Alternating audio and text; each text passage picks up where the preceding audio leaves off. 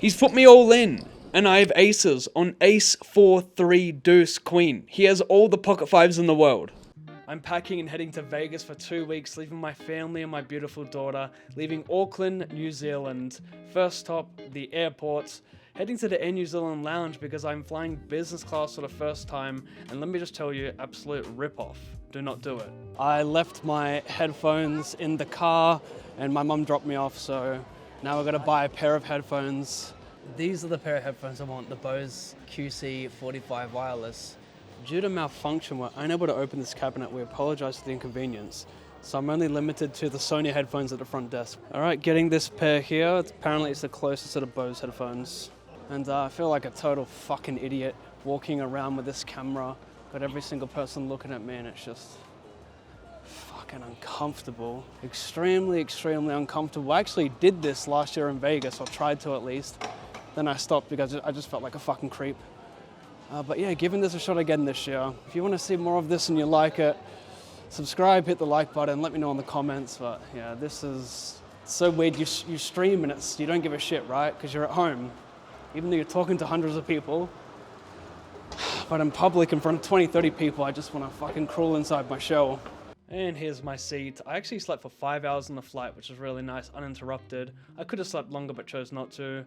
Here's some smoked salmon they gave me, tasted foul. I also got served a tasting platter, which was just prosciutto, bread, and some dips. Lamb rump for dinner, not very good. Nicky P's smash live cash to get me sharp for the games. Porridge and a croissant in the morning. Good afternoon, I slept in. Patrick just arrived downstairs, and I'm gonna go get some food with him. All right, so pick pays or pick doesn't pay? The pick pays. Yeah, pick pays. All right. Okay. So it's only $62. I mean, you pick your destiny. Unlucky, Pav. Fuck! Oh, just like that. It's 43 degrees out. I think that's like 110-ish Fahrenheit. That's where I'm heading, the big ass Aria sign. I'm gonna go collect 20,000 from someone who's agreed to swap. No thanks, mate. I mean, I'm thinking about playing the main event tomorrow. Seems like a good day to play it. But if I do that, tonight at the GG party, I can't drink too much because I did that last time and I was fine to play and all, but you just don't feel as good. The GG party last night was fun. Woke up very late today. Only had 2 drinks. I feel fresh.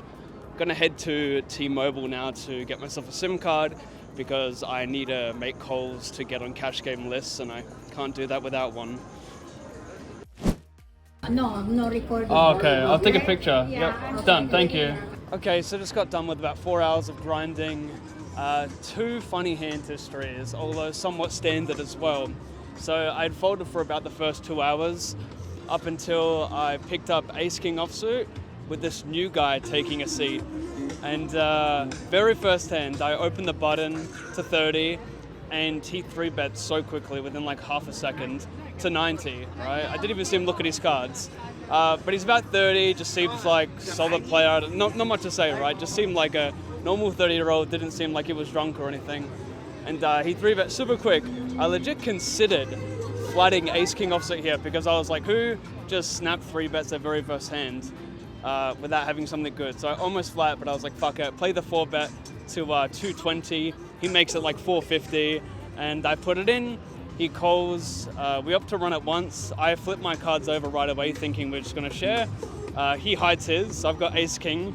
The board runs out like 5, 6, 7, 10 Jack. I think I'm dead, and he says I'm good. So maybe he had Ace Queen. Maybe he launched off King Queen suited. It's very likely Ace Queen suited is my guess, but even putting that in for 100 bigs is pretty speculative. So the second hand versus the same guy.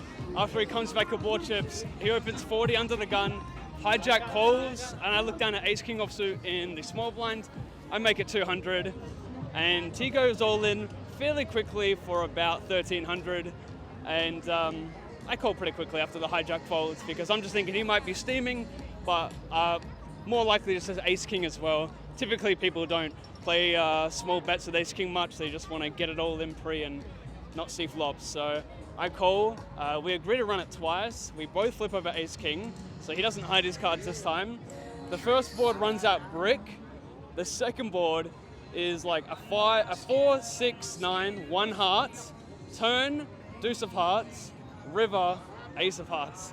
So I get half the pot, get 650 in that one. Quite funny too. So like my two biggest pots of the night, after pretty much folding for most of the night, was ace king both hands. And yeah, ended up cashing out for around 1,080-ish profit. I'm gonna head back to the hotel now to reg the main event because I don't want to be waiting in line in the morning. The box, Took that, signature, sign, yep. and your name. Sign Okay. your name. Thank you very much.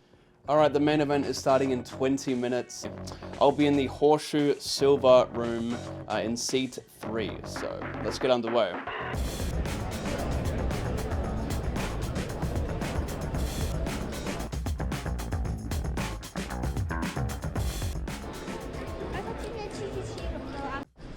All right, some hand reviews. First hand of the tournament, King 10 offsuit and EP. Throw it in the muck. So this is a very frustrating hand. I pick up 9s and EP. I open and get 3 colas, middle position, hijack, and the big blind. The flop comes 4, 6, 7 rainbow, and I range check on this board multi-way. I don't like these low boards. I don't really benefit too much from betting my overpairs. Their ranges are going to be very set heavy, so yeah, I check. Middle position bets, and the hijack calls and big blind folds. Turn is a 7. It goes check, check, check. The river is a queen, and I decide to value bet 4k into 8.5k. I'm pretty sure I have the best hand right now. Middle position sometimes has 10s, so there is that to worry about. But I think he would have kept betting his 6s and 4s on the turn pretty often when you get 2 callers there. So I'm not worried about him having a boat. And I think the overcaller and the hijack has like a lot of suited 6s, a lot of pocket pairs as well that I'm ahead of. I did see him call with some pretty wide hands, so I felt comfortable that I could valid bet against a lot of like suited aces, like ace 4, ace 6 suited overcalling. He then raises to 10k. And I don't know what he has here. I don't think he would check boats on the turn. Maybe he would, so I guess I'm dead to like 4s and 6s here and like 1 combo of 7s, but he has no queen X in his range pretty much. I don't love having 9s, I guess, because I want him to be bluffing like 8-9 suited here. So like that part isn't ideal, but I just really need to see what he has here. It doesn't make too much sense, like with the overcall pre-flop, it goes raise call, then he calls on the hijack. Like I just can't. It's like, for me, it's like 4s, 6s, or air here. Maybe some suited 7x, but definitely no queen X. I side call, and he has ace 7 offsuit, calling pre-flop, and yeah, that really bothered me. Couldn't stop thinking about that one for a bit. Frustrating big one to lose, especially because I didn't have a bunch of reads on this guy just yet, so I probably should have folded it. I did see like a few wide calls from him in showdowns, so I suppose he has like more bluffs there than value, but still, it's just not a spot people bluff enough. And then finally, I pick up aces. The spot we all dream of, aces in the main event with a half starting stack. Not even, I've got 20k, so I've got a third of a starting stack here. The action is, EP raises, another player in EP calls. I tank, and tank, and tank, and I squeeze to 4k. Both players call. The flop, ace 4-3 rainbow. Dream flop. Although, going to be pretty tough to get action, so I'm not thrilled with it, but I'm also very thrilled with it. The flop goes check, check, check. A turn we go. Turn, deuce. Okay, not great. Dead to ace 5 suited and pocket 5s. Not liking that. So under the gun checks, the early position flatter decides to bet. I call and under the gun folds. River, queen. Complete brick. He's put me all in. And I have aces on ace 4-3 deuce queen. He has all the pocket 5s in the world. But I call, obviously. I throw my hand and I pray he doesn't have ace 5 suited or pocket 5s. He says, nice call. I had a 4. A 4. So I'm guessing he either had 6-4 suited or king 4 suited, if he was being truthful about his hand. I think it's a pretty weird thing to lie about, so it was probably one of those two hands is my guess. Don't think he's V-pipping the 8-4 suited. And here's a board with a straight flush on it. I felt like it was worth showing. Now for a very, very, very big hand. Stick around if you like big pots. I have queen 9 offsuit in the big blinds. There is a raise from the hijack. The cutoff calls. The small blind calls. He just sat down like an orbiter go. and I call Queen 9 offsuit. The flop is 9-6 deuce diamond diamond. I have a diamond in my hand. The small blind leads 2,500 into 5k, so he bets half pot. I call.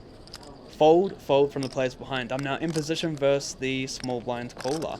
Turn is a 9. I have trips. The man bets 4k into 10k.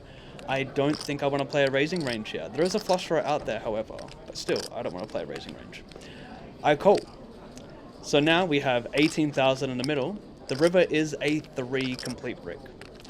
He bets 4k into 18k. And right now I'm thinking, how big am I going to raise here? So I decided to go for 17,500. I want to pick a size where I think he still calls with a little bit of 6x, pocket 8s, and pocket 7s. Now, keep in mind, I did see one hand this guy played that went to showdown, and he actually led with Queen 4 on King Queen Deuce in the small blind versus the cutoff. So, a very weird lead. So I expect to see a bunch of like random 6x here as well. And some 8s and 7s. So I make it 17.5. Debatably could have went larger here, but yeah. I picked that size. He tanks for a very long time. And he calls. He does not show, and I scoop a big pot. I then end the night with 86,500, and my friend Ken here wishes me good luck. He's actually a subscriber to the lab and says he likes my videos. I thought that was quite funny to come across a lab subscriber at Upswing Poker, so shout out Upswing. So yeah, very happy to be down to 20,000 chips and then chip up all the way to 86,500. Very successful comeback. I'm ready for day 2. Subscribe and like the video if this is the kind of content you want to continue seeing, and I'll see you for day 2 of the $10,000 main event at the World Series of Poker.